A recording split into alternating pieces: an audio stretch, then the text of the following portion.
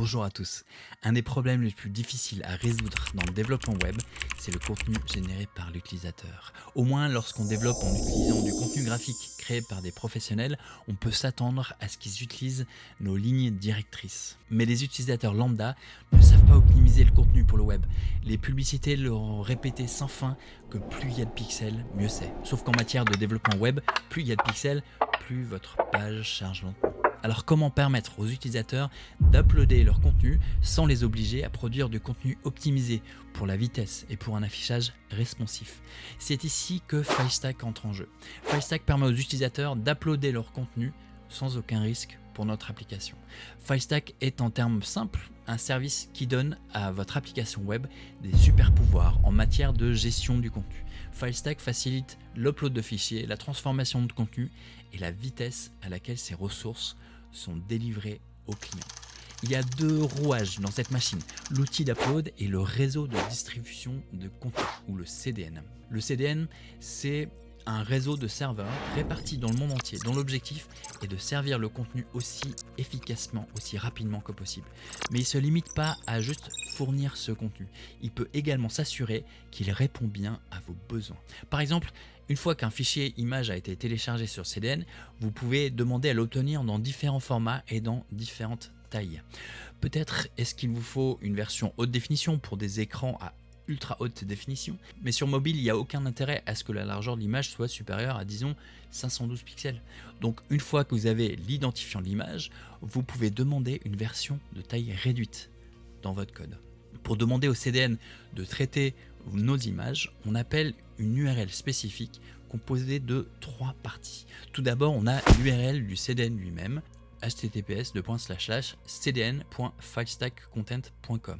Ensuite, on spécifie le traitement qu'on veut effectuer. Dans notre cas, on veut redimensionner l'image, donc on ajoute resize égale width 2.500 /.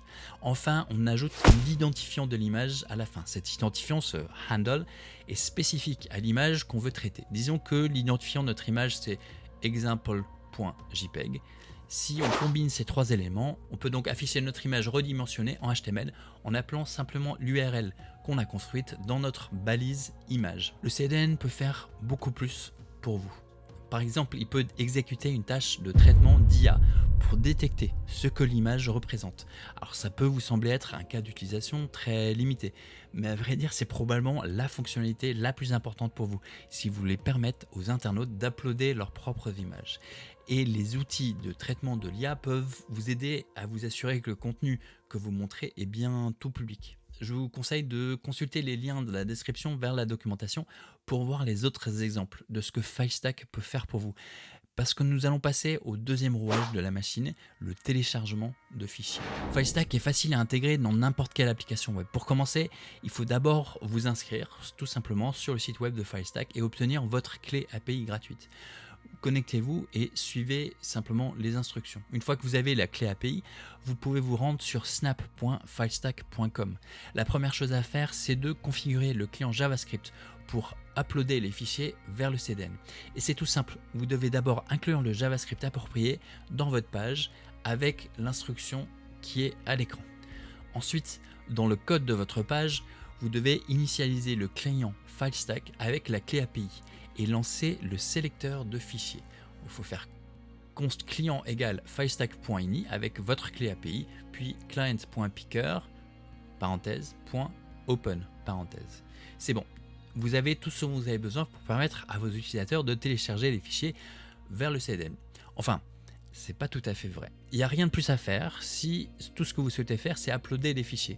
Mais en réalité, vous avez probablement aussi besoin de récupérer l'identifiant du fichier qui a été uploadé vers le CDN. En effet, vous voulez probablement pouvoir l'afficher quelque part par la suite à un moment donné. Sinon, ça sert à quoi de l'avoir uploadé? La récupération de l'identifiant du fichier, c'est tout simple. Tout ce que vous avez à faire, c'est d'ajouter un callback qui sera déclenché lorsque le téléchargement sera terminé et de traiter l'identifiant une fois que vous l'aurez obtenu. Pour ce faire, vous devez définir un objet option. Cet objet définit le comportement de la modale de sélection d'image. Par exemple, si vous définissez un callback onFileSelected, vous pouvez définir le comportement à déclencher lorsqu'un fichier est sélectionné. Par exemple, vous pouvez empêcher le téléchargement si le fichier sélectionné est trop volumineux.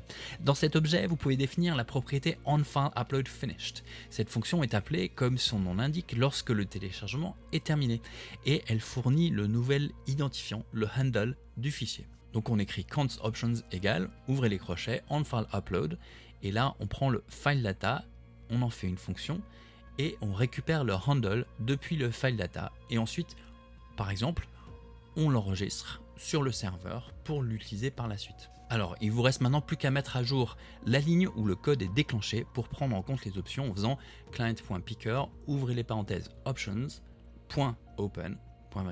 Si vous avez besoin de télécharger les fichiers depuis le serveur, FileStack dispose également de SDK pour Node.js, pour PHP, pour Ruby et pour Python. Et il y a aussi des SDK pour Swift et pour Android. Dans chaque cas, l'intégration est tout aussi simple et se fait en 4 étapes identiques à celles que nous avons suivies.